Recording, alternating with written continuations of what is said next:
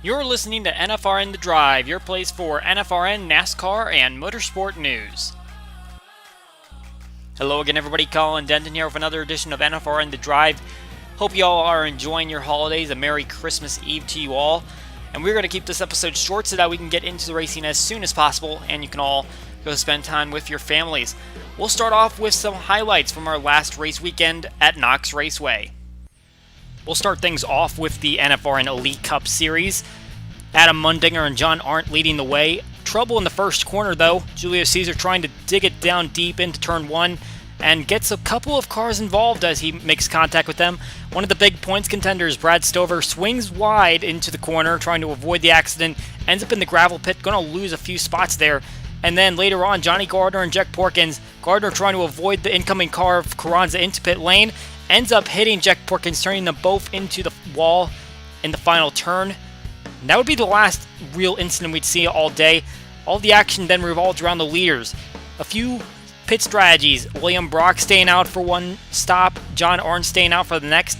Neither, though, would be successful as both would end up losing spots on their pit stops. Arndt would lose a couple spots on his, and William Brock ended up falling back a little bit, made it back up by passing Arndt.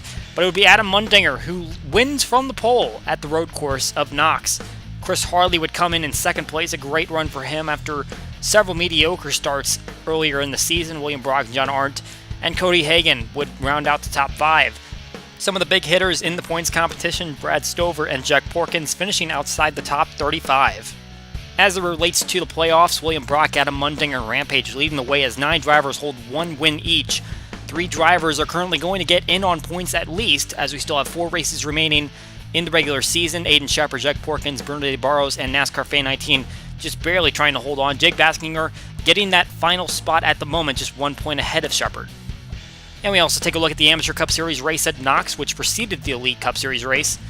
Kyle Law, who won at Bump Drafton, leads from the pole. And just like in the Elite race, Jack Freeman makes a big cut to dive bomb into turn 1. 19 car fan and Craig Barton actually made contact, which also contributed to that accident. And very little drama in this one. The only time we saw a potential pass for the lead is when Alonso came off of pit lane, tried to make a move on Kyle Law through turn 1. Unfortunately, not able to make it stick off of the corner. Law would be able to pull away, leads every lap in this race, and he wins back-to-back. That's the first time in league history that a driver has won back-to-back races. Alonso would come home in the runner-up spot. Anthony Lopez, Donnie Moore, and Connor Mays round out the top 5. A lot of big hitters up here in this top 10. However, drivers that don't have a win like Noah Kim, Kenny Knox, and Robert Harrison falling outside the top 20 have a little bit of work left to do. However, a couple of those drivers are still in contention for a playoff spot. 3 spots now open with Kyle Law's second win, and Connor Mays pulling away with a big gap. Kenny Knox and Noah Kim continue to hold the final spots while Robert Harrison is just on the outside, and Alonso, who finished second in that race, is now up to 11th. Following those races, we had a couple of power rankings get released. We'll look at some of the biggest gainers and losers among those power rankings. Johnny Gardner and Mitchell Mark tied at 13 spots up in the charts. Gardner obviously getting the victory at Calder Park since the last edition of power rankings and having a great run in these last 4 races. That's really put him up there in contention to make him a championship contender. Mitchell Mark also finding a little bit of strength in these last 4 races. Not quite where he needs to be, but still showing some big runs in the later going. Jack Porkins has also been doing solid, although his run at Knox was something that was left to be desired. Aiden Shepard and Rambo also doing solid as of late. Both are still looking for playoff spots. Meanwhile, going down in the charts, Reese Butcher, who has a win already, but has had some very poor races as of late, and is in a little bit of a dangerous situation to get a playoff spot in terms of falling outside the top 25, has fallen the most amount of spots in this set of power rankings, down 18 spots. Also dropping in that list, Caleb Campbell and Dominic Carranza, Eli Bright also with the biggest losses in that chart. In the Amateur Cup Series division, Kyle Law and Shane Borland go up 13 spots each. Obviously, Law has won the past 2 races, and considering where he was at the beginning of the season, that's a huge jump up. because he was not having great performances before then. Shane Borland also stepping up after having a pretty subpar start to his season and has been running great as of late. Here's Robin Alonso, Joey Radcliffe, and Ray Chapman, all drivers that have shown some potential, move up 8 spots each in the chart. Meanwhile, a couple of drivers that we've seen in the top 10 in standings at some point this season, TJ Smith and Craig Martin, have very, very badly fallen off the charts. As of late, they're going down 10 plus spots, as are Al Calloway and Jay Jefferson, drivers that have not had some good runs lately. They are all going to be looking to get a rebound in these final 3 races to see if they can clinch a playoff spot. And as we head into another Truck Series event, we're going to see a few new drivers hit the circuit. Only 4 are making their debut tonight at Zen Joltis. They'll have to try to qualify though, obviously. Will Stukes will be driving the number 47, James Duckworth in the number 48, Josh Joyner Jr. in the number 56, and Jonathan Mick in the number 61, all unsponsored at the moment, as they are joining pretty late in the going with a lot of the sponsored rides taken up. They will have to fight their way to try to get into some more ideal rides. We're also going to see a number of number changes. There are several drivers that are moving to different rides because they were able to qualify for last race at Oswego, which also kind of creates an avalanche of different drivers in different spots. So you'll see some of the drivers that are moving into different rides. If the name is not on that list, that means they are staying in the same ride they had at Oswego. So as we approach the playoff period, we are getting to that time where we take a look at the winners so far this season and see, are they going to make the playoffs officially? They have to stay within the top 25 in the standings to make sure that they clinch their spot into the playoffs. We're going to take a look at the drivers that have won so far and see who we're feeling safe about. Right now we've got 4 races left in the Elite Cup Series in the regular season, 3 in the Amateur Cup Series. Truck Series has 3 as well. Truck and Elite will obviously eliminate one of those races tonight. But we'll take a look at those drivers that have won so far and see where they rank, how they'll stack up, and will they make the playoffs for a certainty. Obviously, might not be a certainty for everybody because no one's locked themselves in quite yet. But we'll say who we think has the best confidence going forward. So, starting with the Elite Cup Series, put standings on the board. For those drivers that have won so far, we've got 9 of them that are eligible for the playoffs. 3 drivers have won from the Amateur Cup Series. They're not eligible for the Elite Cup Series playoffs.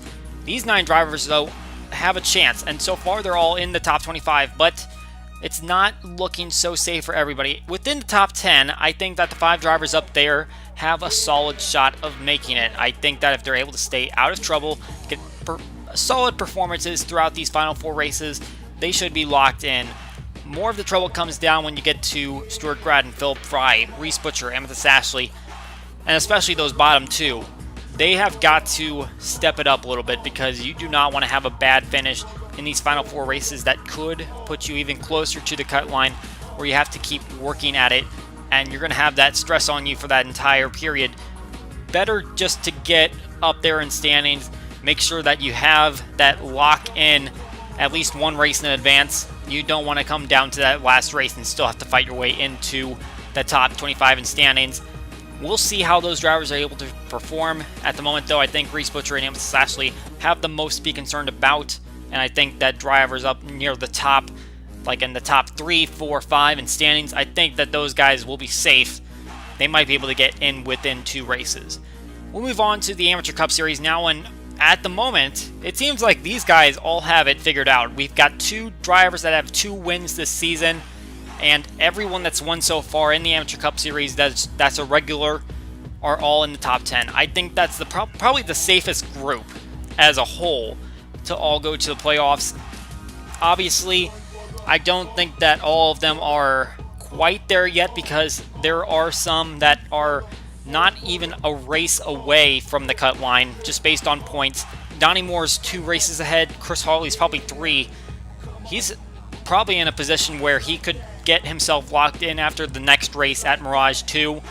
But obviously, we gotta work their way around the races, and we'll see what they're able to do. At this point, I think all of these drivers so far have the best shot of making the playoffs of any group.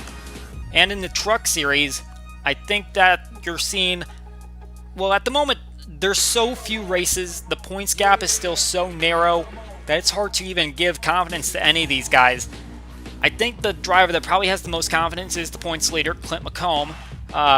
Throughout these final 3 races, he's just got to stay consistent. Keep that momentum going. He's got 3 top 5s in a row. If he's able to pull off another one in this race, he could potentially clinch himself in with just 2 races remaining. But that's going to be up to his fate. Everyone else, they're going to have to do a little work. However, still a lot of racing to go. You don't know what you're going to see out of them, and they could have the chance to fall out.